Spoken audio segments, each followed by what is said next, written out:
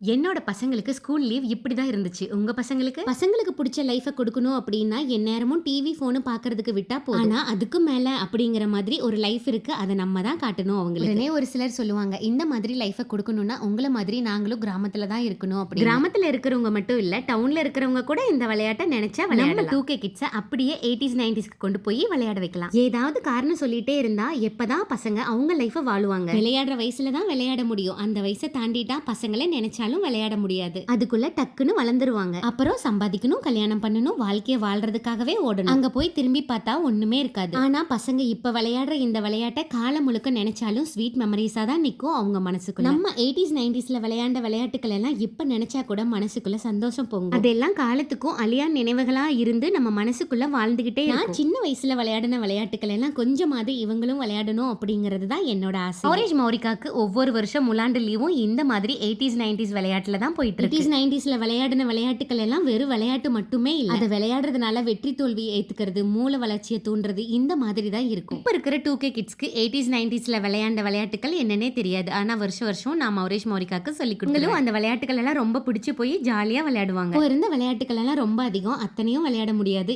ஏதோ கொஞ்சமாவது விளையாண்டா போதும் அப்படின்னு தான் இதெல்லாம் சொல்லி கொடுப்பேன். நேரமும் டிவி போனுன்னு பார்த்துட்டு இருக்காம இந்த மாதிரி விளையாட்டுகள் எல்லாம் சொல்லி கொடுக்கும்போது அதையும் மறந்துகிட்டு இந்த விளையாட்டுல முழுகிடுவாங்க. ஆரேஞ்ச் மௌரிகா இது வரைக்கும் எந்த சம்மர் கிளாஸ்க்கும் போனதில்லை. ஒரு வருஷமே முலாண்டு லீவு எப்ப வரும் அப்படிங்கிற மாதிரி காத்துக்கிட்டு தான் இருப்பாங்க இந்த விளையாட்டெல்லாம் விளையாடுறதுக்காக. அவங்களுக்கு எப்பவுமே குழந்தைங்களோட சந்தோஷம் தான் ரொம்ப முக்கியம். அவங்க தானே நம்ம வாழ்ற வாழ்க்கைக்கு அர்த்தமே. அவங்க வாழ்க்கையை அழகா மாத்துறது அப்படிங்கிறது நம்ம கையில தான் இருக்கு. பசங்களோட லைஃப்ல ஸ்வீட் மெமரிஸை உருவாக்குறது நம்மளா தான் இருக்க முடியும். அவங்களோட லைஃப்ல எப்ப இதை திரும்ப நினைச்சு பார்த்தாலும் அவ்வளவு சந்தோஷமா ஃபீல் பண்ணுவாங்க. பசங்களுக்கு எப்படி நல்ல உணவு, நல்ல கல்வி, நல்ல வாழ்க்கை முறையை கொடுக்குறோமோ அதுல முக்கியமான ஒண்ணுதான் இந்த விளையாட்டு. நாம நம்ம பாட்டுக்கு இருந்தா பசங்களுக்கு என்ன செய்யணும், என்ன விளையாட வைக்கணும் அப்படிங்கிறது நமக்கு தெரியாமையே போயிடும். பழசையெல்லாம் திருப்பி கொண்டு வர முடியாது அப்படிங்கறதெல்லாம் கிடையாது. நம்ம கொஞ்சம் ட்ரை பண்ணா கூட போதும், உடனே அது நம்ம கூட வந்து பசங்களுக்கு ஒரு நல்ல லைஃபை கொடுக்கணும் அப்படின்னா நம்ம எதுவும் பண்ண தேவையில்லை. அந்த காலத்து வாழ்க்கை முறையை அப்படியே பின்பற்றணும். உணவு முறையிலும் சரி, விளையாட்டு முறையிலும். இதனால லைஃப் லாங் அவங்க ரொம்ப ஹாப்பியா இருப்பாங்க.